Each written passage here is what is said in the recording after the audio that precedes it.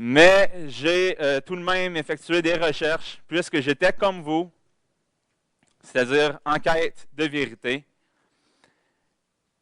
Et je crois sincèrement, et je dirais même que je sais que je l'ai trouvé. Alors, c'est ce que je vais prétendre aujourd'hui lors de ma conférence qui s'intitule « À la recherche du véritable Dieu créateur ». Puisque dans la première conférence, M. Tisdale nous a prouvé qu'il y a une cause intelligente derrière l'existence de l'univers et pour expliquer nos origines. Donc, il y a un Dieu créateur quelque part, appelons-le comme ça. Maintenant, la chose logique serait de poursuivre dans cette direction et s'interroger à savoir qui est le véritable créateur. Il y a beaucoup de prétendants et on va essayer d'identifier avec certitude qui est ce créateur aujourd'hui même.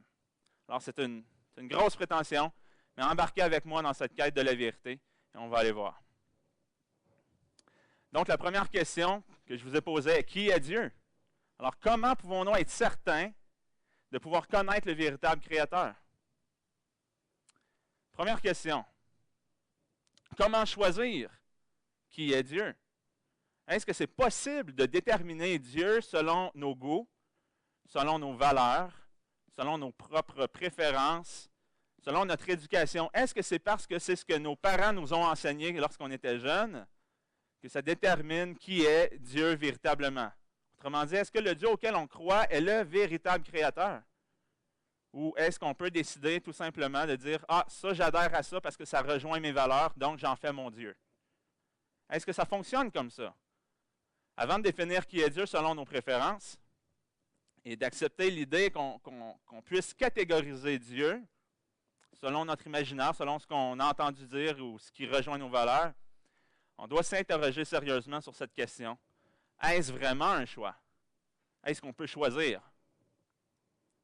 Si je pense pouvoir sauter du haut d'un immeuble de 30 étages et pouvoir m'envoler comme un super-héros simplement parce que je suis certain d'être capable, pensez-vous que je vais réussir simplement parce que j'y crois? Que je crois que je vais pouvoir m'envoler comme ça, du haut d'un building? La réalité est que la loi de la gravité va me ramener sur Terre et je risque de finir plat comme un biscuit. Deuxième exemple, si je crois que c'est cet éléphant-là, lui, pas d'autre, qui est le véritable créateur de l'univers, qui a tout créé, et vous compris, est-ce que ça fait de lui le véritable créateur?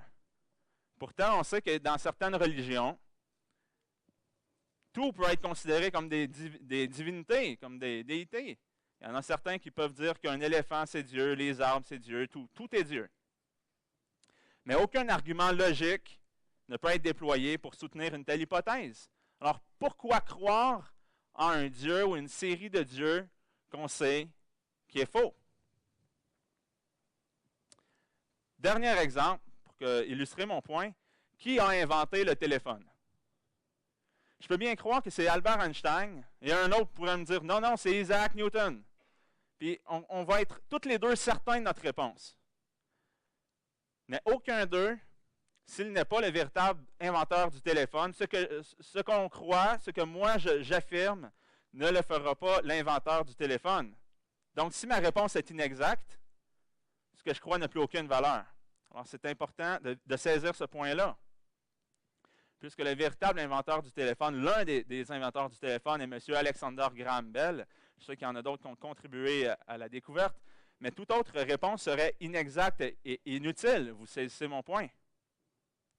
Puisque les faits demeurent les faits. Donc, nos croyances ne définissent pas la réalité. Tout ce que je peux penser n'a aucune incidence sur la réalité et ne changera pas les faits. Comment donc être certain de ce qui est vrai ou ce qui est faux? J'ai dit plus tard qu'il y a plusieurs prétendants. Alors, quelle religion dit vrai? Il faut savoir. C'est une bonne question à se poser, puisque les gens peuvent parfois être mélangés et confus dans tout ça. Alors, quelle religion dit vrai? Il y a plusieurs écrits dans le monde qui sont considérés comme sacrés, mais un seul livre a la prétention d'expliquer l'historique de la création et d'avoir comme auteur ultime le Dieu créateur lui-même. Donc la Bible prétend être la parole de Dieu. Et si la Bible s'avère vraie, inutile de chercher dans d'autres directions, puisque la Bible prétend être la parole de Dieu, donc écrite par le Créateur lui-même, qui nous révèle donc la vérité. Est-ce que la Bible est vraie? On est rendu à s'interroger sur ce point-là. Maintenant que nous avons une piste, on va aller vérifier, voir si on peut effectivement faire confiance à un livre vieux de 3000 ans, puisqu'on ne fera pas confiance aveuglément comme ça, juste parce qu'on a grandi dans une famille chrétienne ou qu'ils nous ont enseigné ça à l'école quand on était petit, ou tout simplement parce que ça fait notre affaire. Alors, on va aller vérifier pour voir si ce que la Bible prétend est vrai, c'est-à-dire être la parole de Dieu. Et moi, j'ai fait la recherche pour vous, et je peux vous affirmer que c'est vrai. Et c'est pourquoi je vais vous démontrer 7 preuves qui, selon moi, démontrent l'inspiration divine de la Bible. Alors, sans plus tarder, je vais vous présenter la première preuve qui est, à mon avis, la plus solide et qui est une preuve irréfutable. Ce sont les prophéties accomplies. Alors, pour commencer, définissons qu'est-ce que la prophétie. La prophétie est un événement annoncé dans le futur sans que la prédiction puisse être calculée ou prévue d'avance par de simples déductions mathématiques ou logiques. Comme exemple, on entend souvent parler de la météo, les météorologues. Si je prédis, moi, demain, qu'il fera 10 degrés Celsius à l'ombre, alors je vais placer un thermomètre sous un arbre et demain après-midi, exactement 15h30 précise, on va aller voir et le mercure indique 10 degrés Celsius exactement comme je vous l'avais prédit. Je vous pose la question, suis-je un prophète? Bien sûr que non, puisque j'ai pu calculer à partir de déduction, je peux voir aussi les registres du passé pour un 24 octobre et savoir qu'en moyenne, 10 degrés Celsius peut être probable. Donc, aucune preuve là que c'est une prophétie. J'ai peut-être juste été chanceux. Deuxième exemple, si je vous prédis que dans exactement 12 minutes 30 secondes, il y a 2 personnes, un déguisé en banane et puis un autre déguisé en singe qui vont entrer ici, dans la salle, et qui vont signer un chèque de 1 million de dollars, disons, à la dame ici, assise en avant. C'est un exemple. Et précisément, dans 12 minutes 30 secondes, tapant, 2 personnes, contre toute attente, un déguisé en banane et l'autre en singe, font une grosse scène et arrivent, et vont chercher la dame, lui signent 1 million de dollars, un chèque, et lui remettent. Tout s'est déroulé avec précision, tel que je vous l'avais prédit. Je vous repose la question, suis-je un prophète?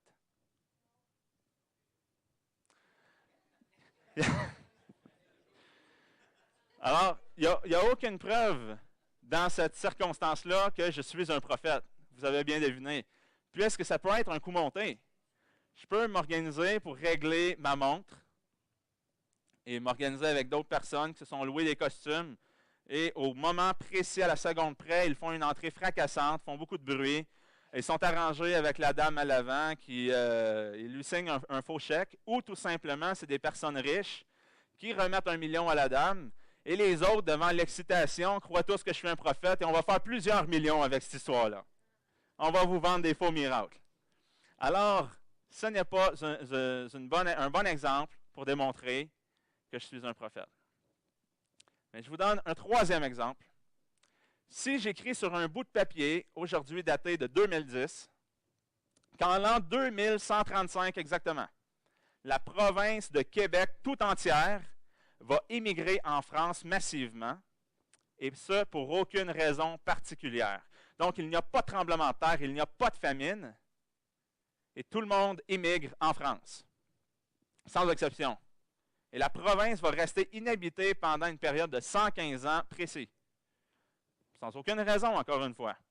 Et les personnes d'origine québécoise qui avaient immigré en France reviendront au Québec massivement en l'an 2251. Et ils vont construire un pont Montréal-Paris. En 2250, je ne sais pas si la technologie va être rendue là, mais voilà la prétention, c'est ce que j'écris sur mon bout de papier aujourd'hui. Je prends mon bout de papier que je mets dans un coffret de sûreté. Je vais placer mon coffret de sûreté dans une banque en Suisse et je le laisse là. Les années passent et un tremblement de terre survient. La banque s'écroule et mon coffret de sûreté reste enfoui dans les décombres.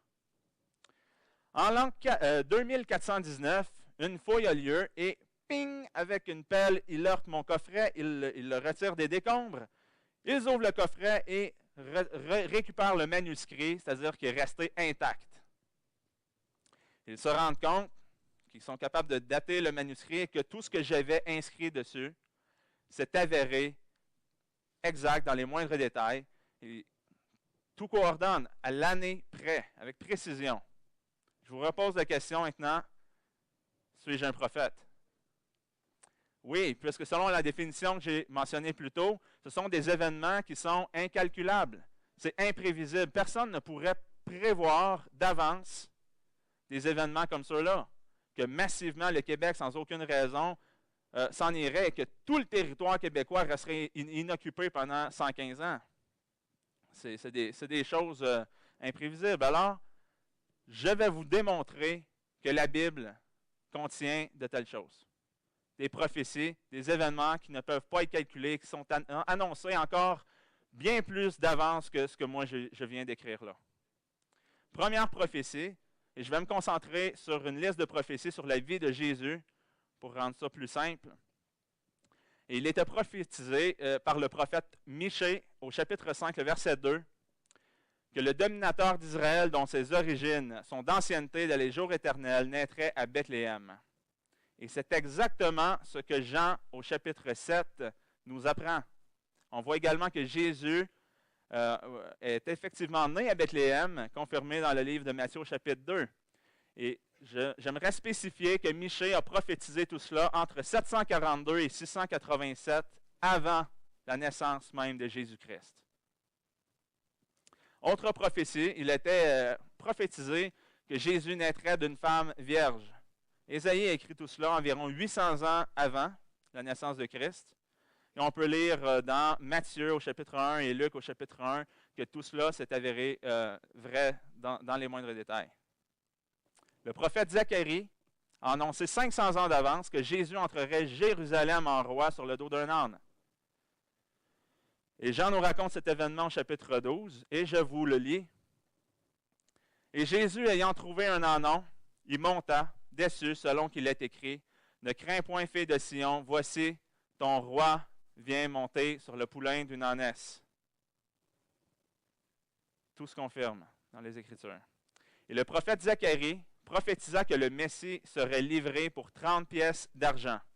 Donc, il a prophétisé exactement le montant exact de combien de pièces Jésus serait trahi. Et comment cet argent également serait employé. Et dans l'Évangile de Matthieu, au chapitre 26, la trahison de Jésus est clairement décrite. Et au chapitre 27, le chapitre suivant, on nous raconte que les pièces d'argent ont servi pour acheter le champ du potier, tel que Zacharie l'avait mentionné, 500 ans d'avance. C'est des détails vraiment pointus. Et le livre de Zacharie continue avec de multiples prophéties, c'est-à-dire l'arrestation de Jésus-Christ, la dispersion des disciples, que le côté de Jésus serait percé, et tout cela encore correspond. J'ai marqué les références, vous pourrez aller vérifier. Et chaque événement détaillé s'accomplit avec précision. Le prophète Ésaïe, encore une fois, c'est un grand prophète, il avait annoncé quelques 800 ans avant la venue du Christ que le Messie livrerait sa vie à la mort, étant mis au nombre des méchants. Et dans Marc, au chapitre 15, je vous le lis, ils crucifièrent aussi avec lui 2 brigands, l'un à sa droite et l'autre à sa gauche. Et il nous l'a dit dans le texte que ainsi cette parole de l'Écriture fut accomplie. Il a été mis au rang des malfaiteurs. Alors, les apôtres du temps de Jésus comprenaient qu'avec cet événement-là, c'était l'accomplissement de ce qui avait été prédit par le prophète Zacharie. Jésus lui-même avait annoncé sa mort et sa résurrection le 3e jour, et les 4 évangiles, sans contredit, racontent tous le même fait, que Christ est ressuscité le 3e jour comme il l'avait prédit. Je vous passe une liste de plusieurs autres prophéties bibliques concernant la mort de Jésus que j'ai énumérées à partir des psaumes. Pour ceux qui se procureront le DVD, vous pourrez aller vérifier et le lire. On va passer rapidement pour enchaîner avec la deuxième preuve qui, selon moi, vient renforcer la première. Et vous allez voir pourquoi. Je parle des découvertes archéologiques. J'entends déjà les objections. Vous allez voir pourquoi la deuxième preuve renforce la première. Les plus sceptiques diront que c'est bien beau là, de présenter des prophéties, OK, qui ont supposément été écrites là, de 500 à 1000 ans avant la naissance du Christ. Mais qu'est-ce qui me prouve à moi, aujourd'hui, en 2010, que les textes n'ont pas été trafiqués et qu'ils n'ont pas été préarrangés pour faire accorder les Écritures du Nouveau Testament avec ceux de l'Ancien? Bien, c'est correct comme question et je pense qu'on va pouvoir investiguer là-dessus. Au printemps de 1947, il y a des Bédouins qui ont providentiellement découvert dans les montagnes et falaises qui dominent le nord-ouest de la mer Morte, ça c'est à Qumran, des manuscrits hébreux et araméens, maintenant connus sous le nom des rouleaux de la mer Morte. Et entre 130 et 200 manuscrits bibliques ont été trouvés dans 11 grottes différentes. Ça, c'est la plus grande découverte à ce jour réalisée dans la région de Qumran. Et les manuscrits ou les fragments de manuscrits se trouvaient soit dans des jarres, donc pour leur préservation, ou parfois étaient même à l'extérieur des jarres. Et des parties d'au moins tous les livres de l'Ancien Testament ont été identifiées à l'exception d'un seul, c'est-à-dire le livre d'Esther.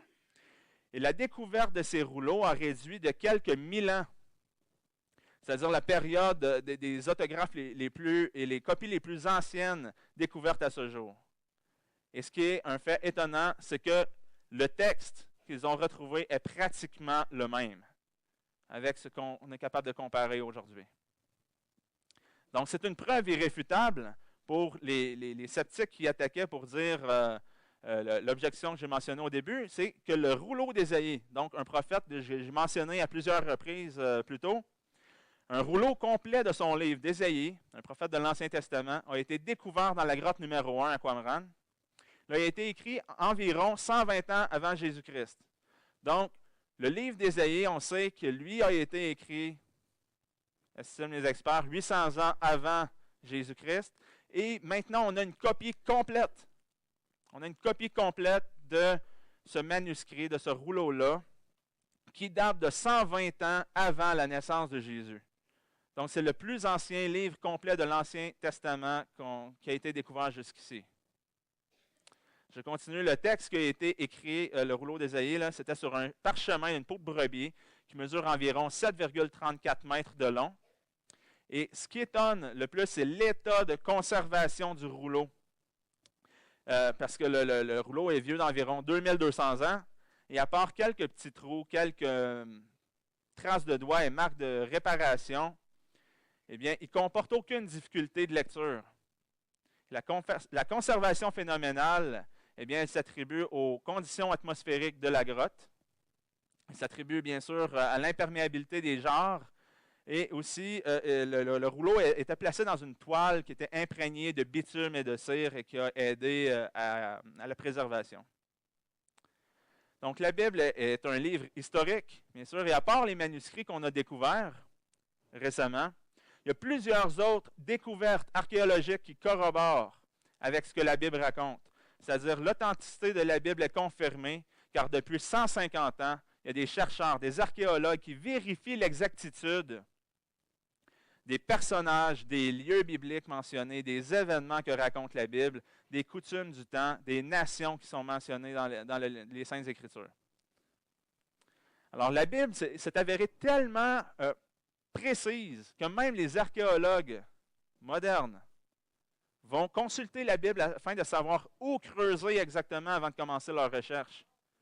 Et la citation que je vais vous apporter prochainement aurait très bien pu être écrite par un chrétien.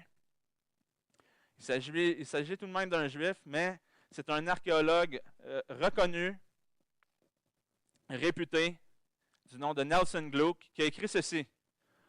On peut dire catégoriquement qu'aucune découverte archéologique n'a jamais contredit une référence biblique. L'abondance de découvertes archéologiques confirme avec exactitude des déclarations historiques de la Bible. Et par le fait même, une bonne évaluation des descriptions bibliques a souvent conduit à des découvertes étonnantes. Nelson Gluck. Alors, maintenant qu'on a parlé un peu de la Bible, maintenant je veux simplement la comparer avec, supposons, d'autres religions comme le livre des Mormons, le livre de Mormon. Alors, si on voit que la Bible, elle, se confirme par plusieurs découvertes archéologiques, laissons voir qu'est-ce que le livre des Mormons raconte. Eh bien, aucune carte géographique n'existe. Les nations, les guerres, les villes mentionnées dans le livre n'ont jamais été retrouvées. Et moi, ma réponse à ça, eh bien, elle est toute simple. C'est de la fiction américaine, bien sûr. Pour continuer dans les découvertes qui corroborent avec la Bible, on a retrouvé la synagogue de Capernaum, mentionnée dans le livre de Marc. On a également retrouvé les ruines de Babylone dont parle le prophète Daniel. On a aussi retrouvé le canal d'Ézéchias, mentionné dans le livre de 2 Rois. Également le réservoir de Siloé, l'histoire racontée dans Jean chapitre 9, où Jésus guérit un aveugle avec de la boue. Ils ont trouvé exactement l'emplacement où Jésus a performé ce miracle. Et on voit ici une inscription ancienne de l'église de Megiddo qui dit clairement « le Dieu Jésus-Christ », l'inscription en grec. Donc on sait que au cours des premiers siècles, je ne peux pas dire de date, mais Jésus-Christ était reconnu comme étant Dieu. La troisième preuve, elle comporte la cohérence interne de la Bible. Et encore une fois, il y a des questions qui pourraient être soulevées, c'est-à-dire pourquoi est-ce que la cohérence interne est une preuve de l'inspiration divine de la Bible, puisqu'il y a plusieurs autres livres qui sont cohérents. Donc, ce n'est pas une particularité propre à la Bible, mais je vais vous expliquer pourquoi. C'est que la Bible adresse les questions les plus controversées de la vie. C'est pas peu dire. Comment l'univers est-il devenu existant? Est-ce que Dieu existe et quelle est sa nature? Pourquoi le monde existe-t-il? Pourquoi y a-t-il de la souffrance dans le monde?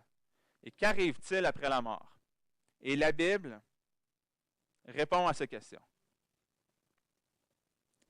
Le deuxième point est que la Bible est une collection de 66 livres différents et que la Bible a été écrite par approximativement, je dirais, 40 auteurs différents, plus ou moins. Il y a matière à débat sur ce sujet. Et la Bible a été écrite à travers une période de 1500 ans, couvrant plus ou moins 60 générations. Donc, pour récapituler tout cela, la Bible contient 66 livres écrits par environ plus ou moins 40 auteurs différents sur une période de 1500 ans. Si vous ne comprenez pas encore l'ampleur de ce que je viens de dire là, puisqu'on parle de la cohérence interne de la Bible, un livre de 66 documents qui, une fois réunis, écrits sur une période de temps d'un millénaire et demi, se tiennent encore debout. Quelle est une cohérence interne? Laissez-moi vous donner cet exemple. Si je prends 40 personnes ici dans la salle et je confie le mandat d'écrire un bout d'histoire à chacun d'entre vous et qu'on regrouperait ces bouts d'histoire à la fin pour en former un seul livre, quelles seraient les chances qu'un tel ouvrage soit cohérent d'un bout à l'autre? Pourtant, vous êtes 40 personnes qui êtes plus ou moins de la même région, probablement québécois. Vous vivez dans la même époque, la même ère, mais vous seriez sceptique à ce que cet ouvrage soit cohérent. Mais plusieurs des auteurs de la Bible, eux, étaient séparés par des centaines de kilomètres géographiquement, donc situé sur même 3 continents différents. On parle ici de l'Afrique, de l'Europe et de l'Asie. Assez impressionnant. Je poursuis tout de suite avec la 4e preuve, qui sont les écrits extra-bibliques, c'est-à-dire des auteurs à l'extérieur de la Bible qui confirment des personnages, des événements ou des choses écrites dans la Bible. Donc, il y a des douzaines d'écrits à l'extérieur de la Bible qui vérifient justement la véracité historique de plusieurs des personnes, des endroits que la Bible mentionne. Et les sources externes confirment qu'au moins 80 personnages sont authentiques. Donc, 50 dans l'Ancien Testament et 30 dans le Nouveau Testament, à lui seul. Alors, c'est sûr qu'il y a des personnages secondaires dont certains historiens ne mentionnent pas, bien sûr, puisqu'ils n'en ont pas l'utilité, mais je trouve que déjà 80 personnes mentionnées dans la Bible qui se retrouvent dans des écrits extra-bibliques, c'est beaucoup. Ça donne beaucoup de crédibilité.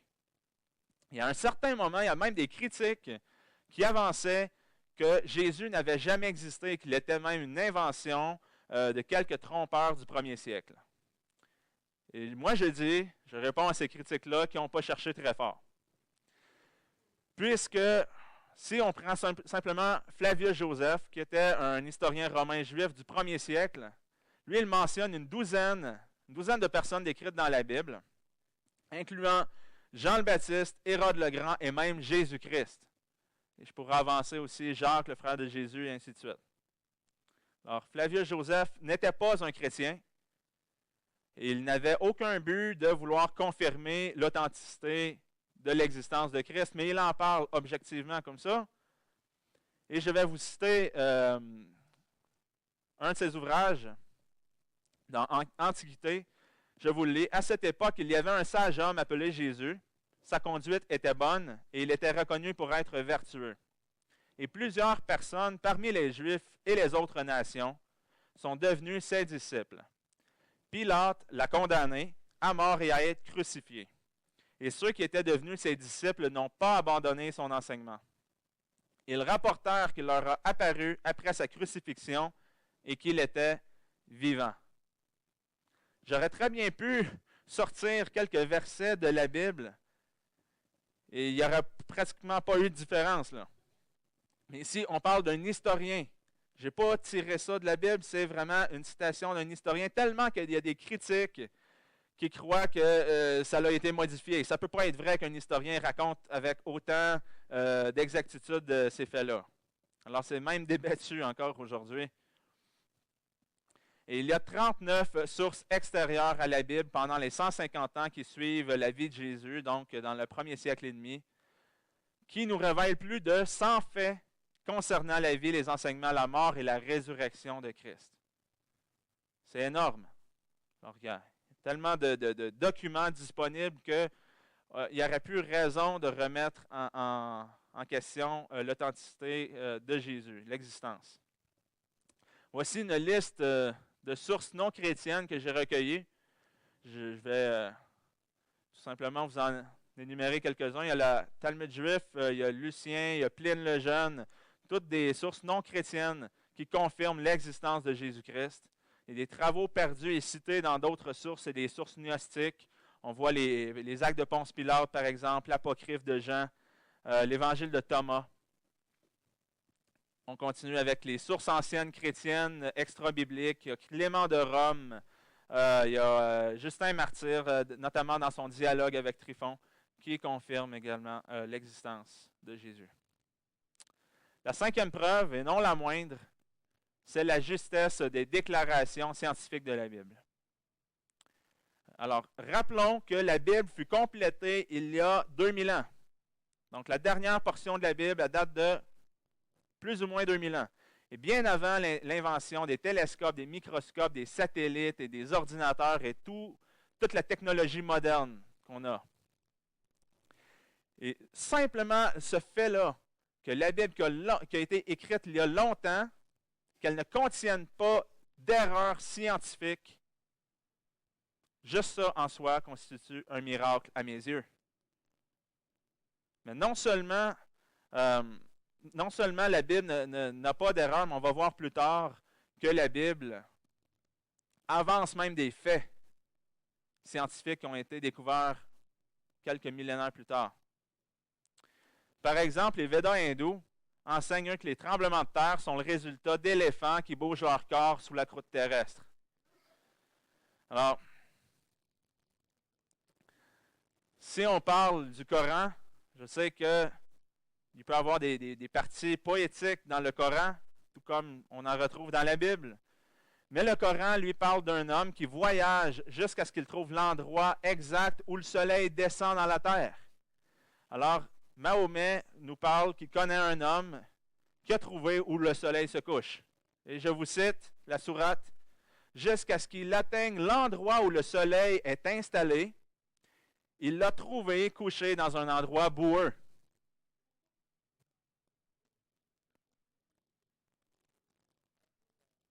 Pas plus de commentaires.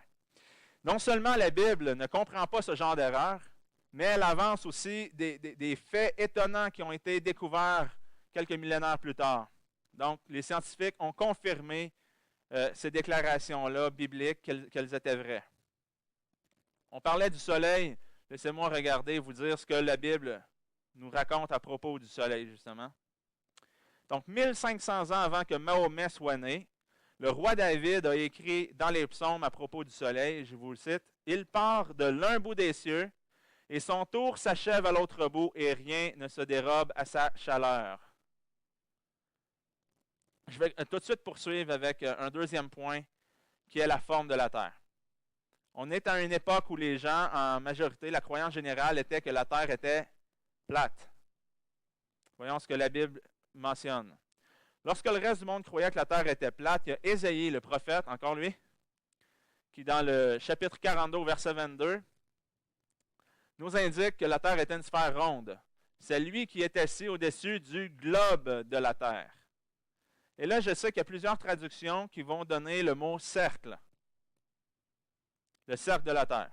Alors, certains peuvent venir à moi et dire, oui, mais un cercle, ça ne justifie pas nécessairement que c'est véritablement un globe. C'est vrai. Vous êtes probablement déjà fait des crêpes le matin. Vous faites des crêpes. Ils sont circulaires, mais ils sont plates. Mais lorsqu'on regarde le mot traduit par cercle en hébreu qui est chog, je ne sais pas si je le prononce bien, et ça l'indique quelque chose de sphérique, d'arrondi ou d'arché. Donc, on sait que ce n'est pas juste quelque chose qui est plate. Donc, Ésaïe a écrit tout ça 300 ans avant même que Aristote suggère l'hypothèse, l'idée que la Terre pourrait être une sphère. Donc, ce n'était même pas encore suggéré à ce temps-là où Ésaïe l'a écrit.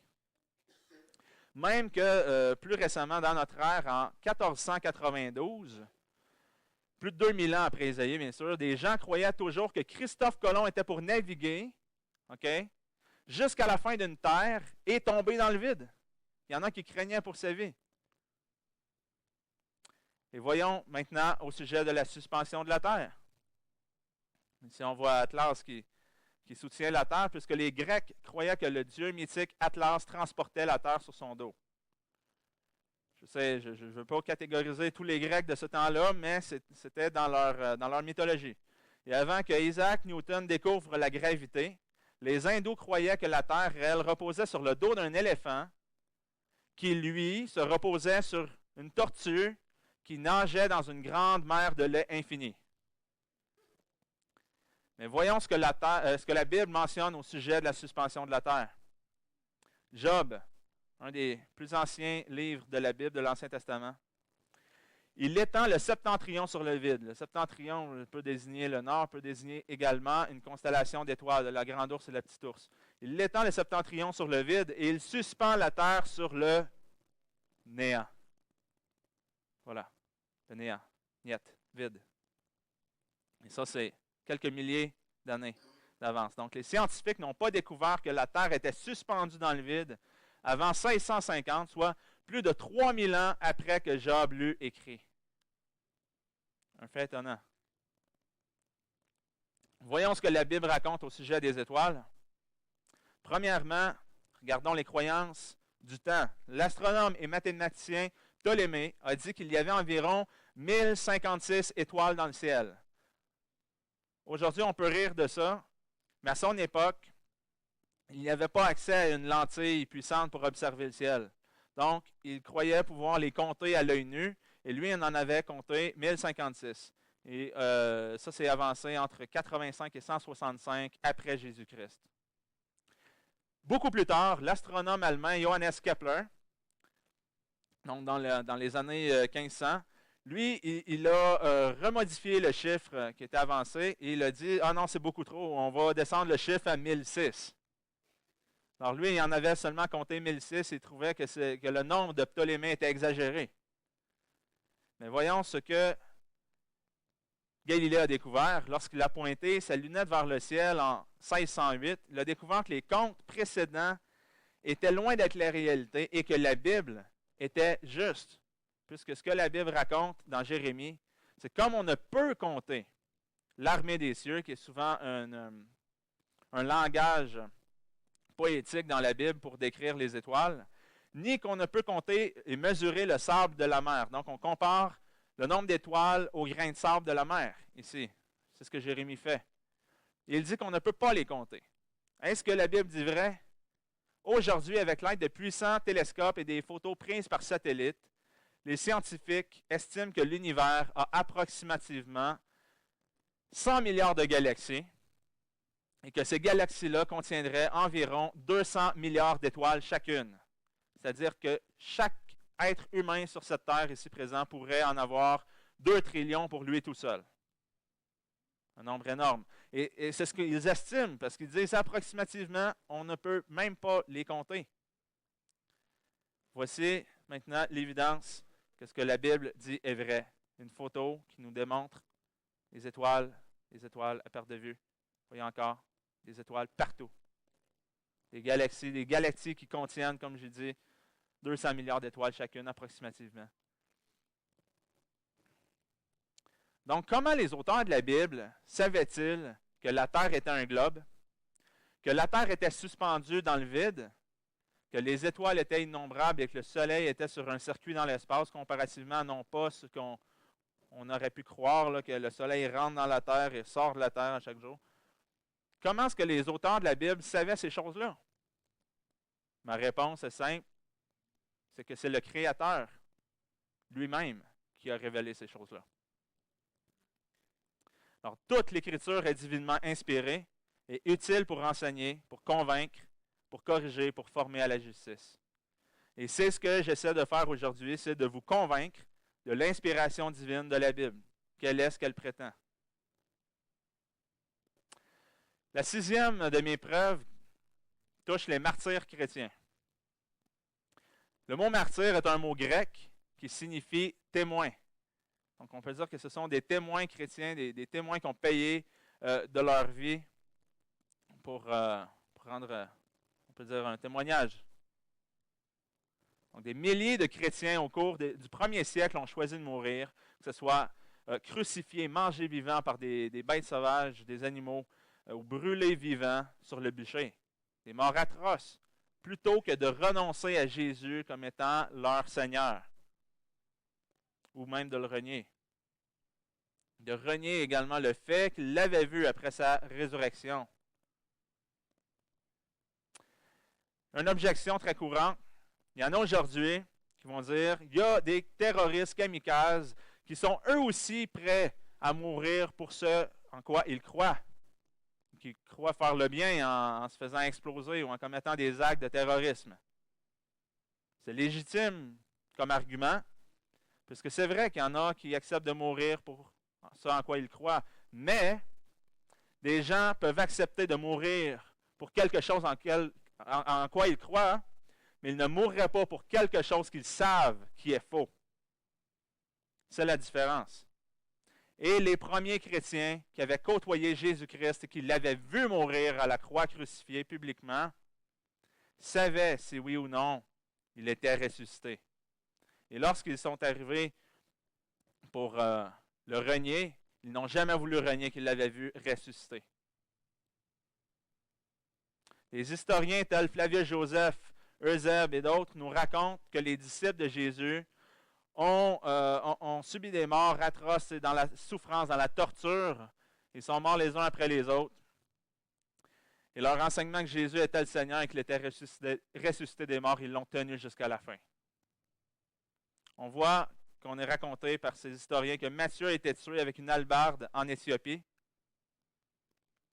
que Marc est mort en Alexandrie, au nord de l'Égypte, après avoir cruellement été traîné dans les rues de la ville, que Luc a été pendu à un olivier en Grèce, que Jacques a été décapité à Jérusalem, que Philippe a été lapidé à mort dans la ville de Hiéropolis,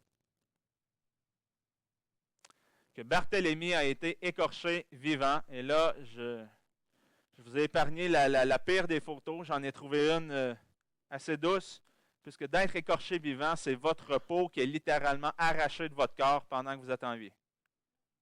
Ouch! Et il n'a pas renié. Jude fut transpercé à mort par des flèches.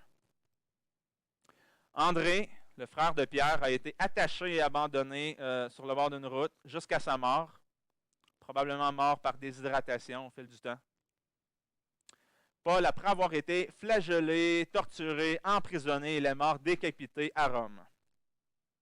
Thomas, même celui qui était le plus sceptique, si vous vous souvenez, dans les récits des évangiles, Thomas a été celui qui voulait mettre ses doigts dans les plaies de Jésus. Et même lui a accepté de mourir, c'est-à-dire sans renier le témoignage de Jésus, transpercé par une lance au sud-est de l'Inde. Et finalement, Pierre aurait été crucifié à Rome, la tête en bas. C'est ce qu'on nous raconte. Alors, bien que les persécutions n'étaient pas constantes, comme on peut peut-être se l'imaginer, l'histoire nous confirme qu'il y a eu des ères de persécution chrétienne sous l'empereur Néron, sous l'empereur Dès, sous Dioclétien, ainsi que la fameuse histoire des martyrs de Lyon en l'an 177. En tout, les historiens répertorient 10 persécutions généralisées dans l'histoire. Maintenant, pourquoi les chrétiens étaient-ils persécutés? Parce que les différentes religions et les philosophies étaient bien tolérées à travers l'Empire, et tant et aussi longtemps qu'elles n'étaient pas ardemment prêchées dans les lieux publics. Et j'aimerais rajouter également qu'il y avait ce qu'on appelle le culte de l'empereur, qui lui autorisait, oui, vous pouvez pratiquer votre religion, mais soumettez-vous quand même à ce culte qui est de m'adorer. Et il y avait une exception pour les Juifs, puisqu'ils devaient se soumettre au premier ou au deuxième commandement, seul Dieu tu adoreras.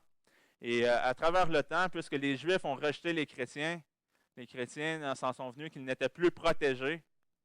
Ils ont subi la persécution parce qu'eux non plus ne voulaient pas se soumettre au culte de l'empereur. Et au dire des Romains, ils pouvaient faire du prosélytisme puisqu'ils avaient vu Jésus-Christ ressuscité et ils le criaient comme étant leur Seigneur. Donc ils faisaient de l'évangélisation. Et c'est pour cette raison que les Romains les ont persécutés. Et la 7e de mes preuves, et non la moindre, il faut peut-être un petit peu plus de foi pour croire cela, ce sont des vies transformées. Un nombre percutant de témoignages qu'on pourrait recueillir à travers le monde, des milliers de personnes, peut-être même des millions, affirment avoir été transformés suite à leur rencontre avec Jésus-Christ, avec Dieu.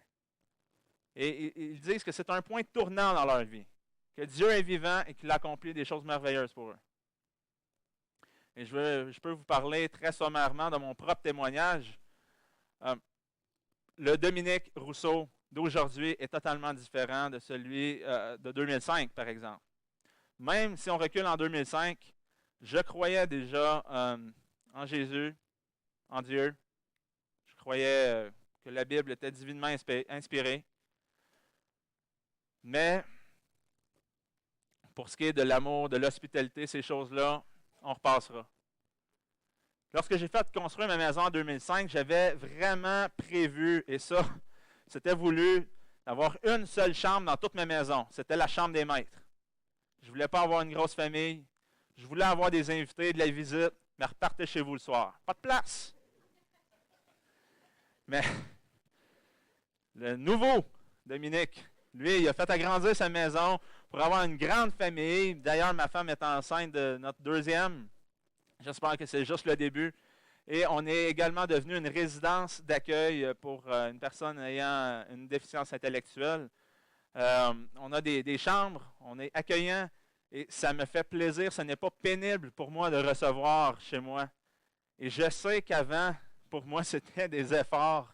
Et aujourd'hui, c'est une joie. Alors, vous pouvez penser ce que vous voulez, mais moi, je sais que Dieu m'a transformé. Puisque par mes propres efforts, je ne suis pas capable.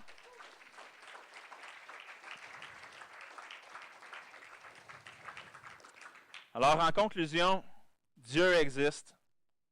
Dieu se révèle à nous par sa parole qui est Jésus-Christ. Et la Bible nous démontre, par, comme on l'a vu, des nombreuses prophéties accomplies, que son auteur n'est pas limité dans le temps. Donc, il faut un auteur qui est à l'extérieur du temps, et Dieu se dit éternel, bien sûr. Donc, c'est une confirmation de l'omniprésence de Dieu, de son omniscience, de son omnipotence. Et l'histoire également, comme on a vu les faits, elle confirme la véracité de la Bible et que Jésus-Christ a le pouvoir de transformer des vies. Donc, Dieu est qui il est. Peu importe ce que l'on croit, la nature de Dieu ne change pas. Et je vous invite à le connaître, si ce n'est pas déjà fait, en lisant et en étudiant la Bible. Et même si certains préféreraient ne pas le rencontrer, puisque ça ne fait pas leur affaire, bien Dieu existe. Il sera un jour ou l'autre inévitable. C'est ce que la Bible nous dit. Alors, se fermer les yeux, se détourner de l'évidence, ce n'est pas la solution. Puisque la réalité ne change pas d'après nos croyances. Les faits demeurent les faits. Même si les hommes ont inventé une panoplie de dieux, puisque je l'ai dit plus tôt, il y a plusieurs prétendants, un seul Dieu s'est avéré vrai. Et puisque le Dieu de la Bible est le véritable créateur, nous pouvons répondre aux questions que j'avais énumérées sur le pamphlet. C'est-à-dire, nous pouvons connaître nos origines, nous pouvons connaître la volonté de Dieu pour notre vie, et nous pouvons également savoir ce qui se passe après la mort. Toutes des questions que la Bible répond. Alors, qu'est-ce que la Bible enseigne justement sur ces sujets, sur les sujets que je viens d'énumérer? Eh bien, que Dieu a créé l'univers et tout ce qu'il contient, que Dieu nous a créés à son image, et que tout a été créé pour Dieu, par sa parole, et tout subsiste par lui. Et toute la création souffre à cause du péché. Et qu'il y a également deux destinations ultimes après la mort, le royaume des cieux ou l'étang de feu.